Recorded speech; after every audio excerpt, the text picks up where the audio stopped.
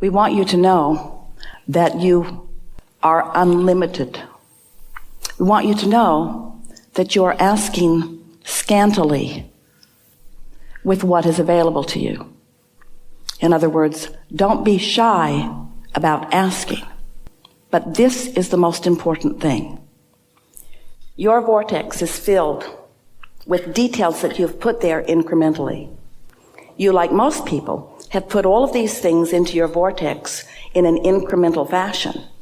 And since they've been there, they've been gathering cooperative components. They have, you might say, taken on a life of their own.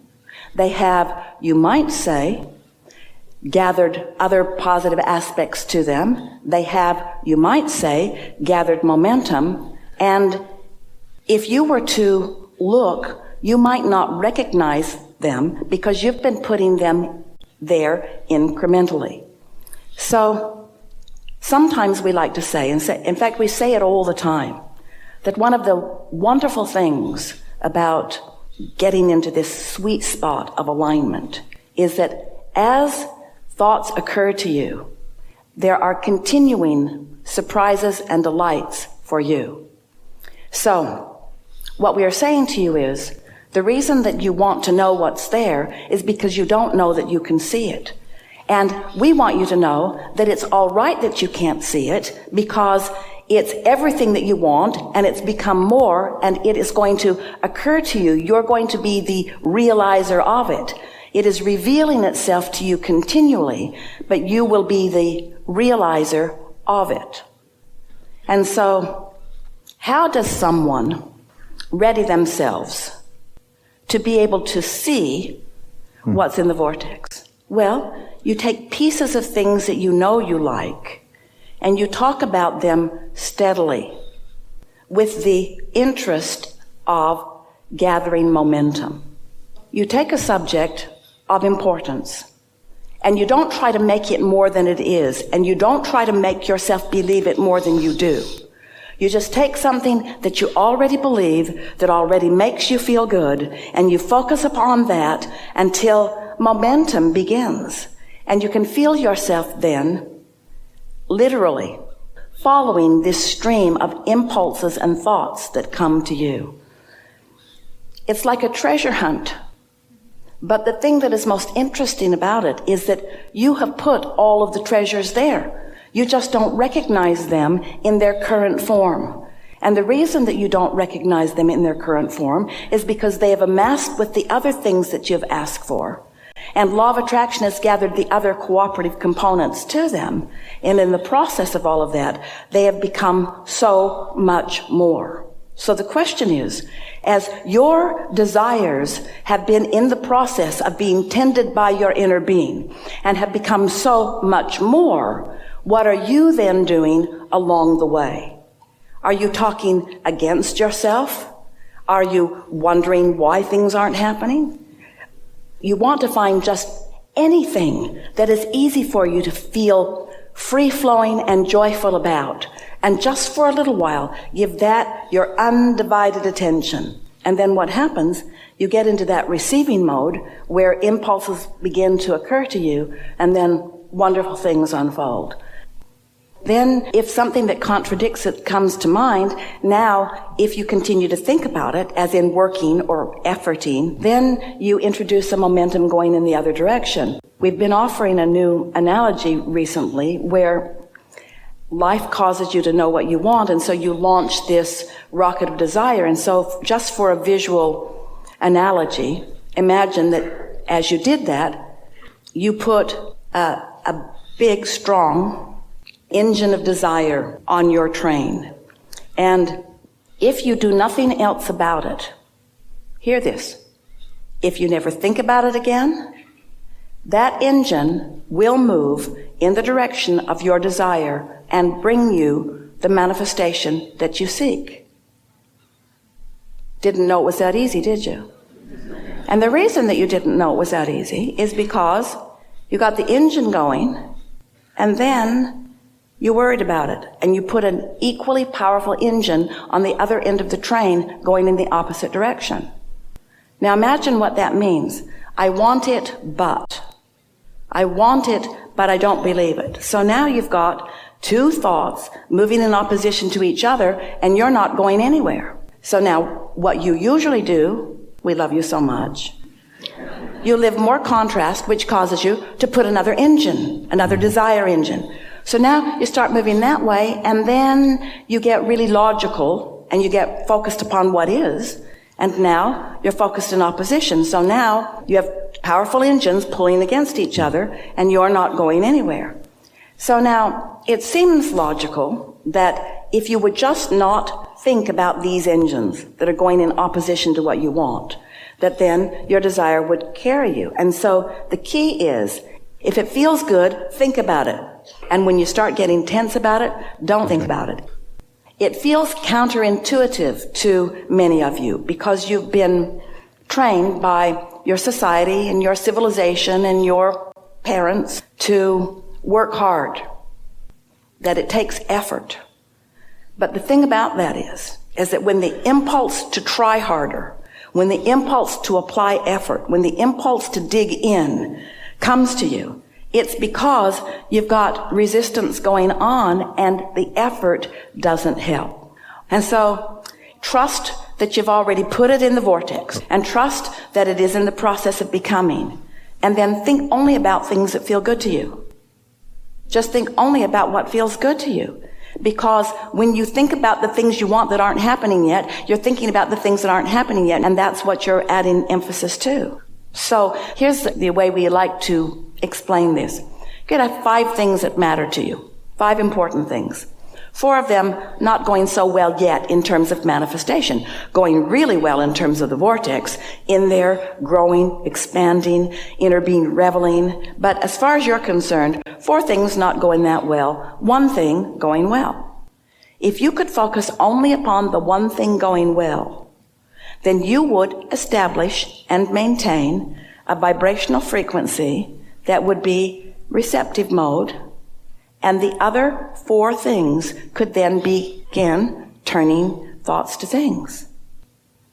It's like if you want to toast your bread, it helps if you plug the toaster in. And if you don't plug the toaster in, it doesn't matter how beautiful it is, or how often you shine it, or how many of them you have. So whatever it takes to plug the toaster in is what we're talking about. And you know you've got it plugged in because you feel exhilaration, you feel happy, you feel good. And the more you focus upon what makes you feel good, then the more momentum you gather about that. And the more momentum, the more established the connection. This is a wired microphone. Esther loves this wired microphone. This wired microphone is sure. The other microphones usually work, but they're not sure. So you gotta plug in to your microphone in order to hear what's being broadcast to you, or to transmit in a way that is meaningful, that is one who is connected to this stream of energy is more powerful than a million who are not. So why would you spend any time doing anything other than plugging in? So your friends say, what are you doing? Plugging in. What does that mean? It means I'm getting happy. You got your work done? Nope. What are you going to do about your work? Nothing. Well, I'm doing my work. My work is to get plugged in. What do you mean? Be happy. But don't you have work to do? Nope. Well, I just have a little bit of work. That's to get plugged in. Because I already did step 1, you could tell them. Don't bother, because they won't get it. But I already did step 1. I already did the work. I was born, I saw, I wanted. That's my work. That's my work. And every day I get to add more to that. I am expanding at rapid rate. I'm expanding. My desire is expanding. That's my work. Step 1, it's done. Step 2 is done. Step 2, law of attraction, my inner being gathered all of the cooperative components and it's ready for me. What are you doing? Plugging in. Plugging into what? Getting into the receptive mode. what? Into the receptive mode so that I can feel the impulse. So that I know when to get in my car and go somewhere. So I know when to place a phone call. So I know when the impulse comes to say that thing that the impulse has given to me. What else are you doing? Not anything else. Not anything else.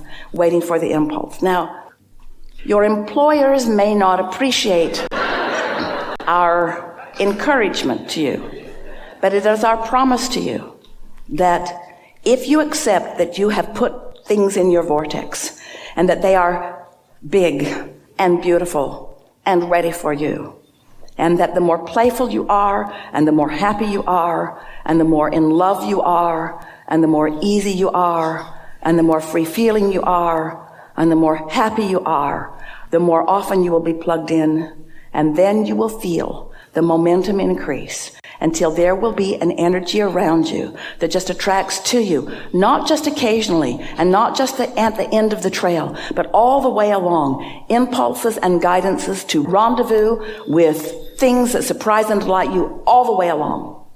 And yes, the manifestation will come too. And when it does, you'll say, oh, hello, I recognize you. I've been finding pieces of you all along my trail, and I'm so happy to see you. What now? And as you jump in to the realization and the eating up of this new manifestation, you know what? You're back in step one again.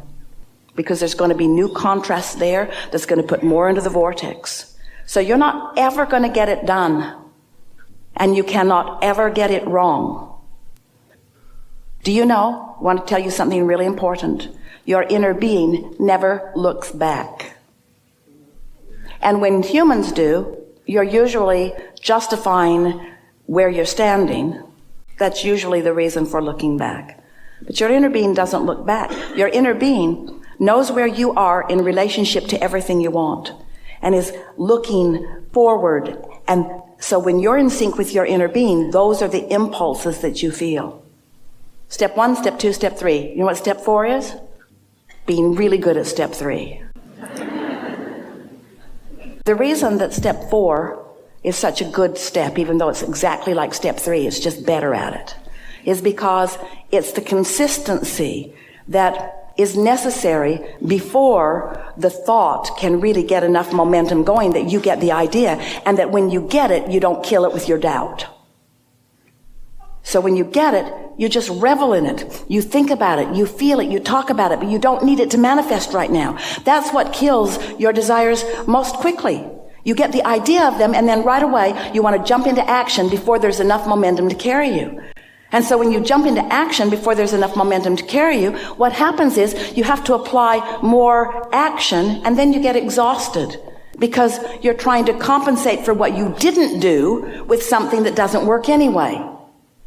Don't try to compensate for not plugging in with action, because it just makes you tired, and it causes you to build a foundation of beliefs that just piles more engines on the resistant end of the train. Makes perfect sense to you, doesn't it? And so, are you looking for problems, or are you on the hunt for solutions? Can you find an answer if there isn't a question? And can you discover the thrill of a solution if there isn't a reason for a solution? Step 5 is being back in step 1 and not being mad at yourself. Step 5 is understanding the importance of the contrast and not looking at it as a failure, knowing that if you don't ask the question, there can't be an answer, and if you don't see a problem, there can't be a solution, and if you don't know what you don't want, you don't know what you do want. In other words, it is so important, this contrast that helps you focus. There is always value in the contrast, no matter how it feels to you in the moment. There is great love here for you. And always we remain joyously in your vortex.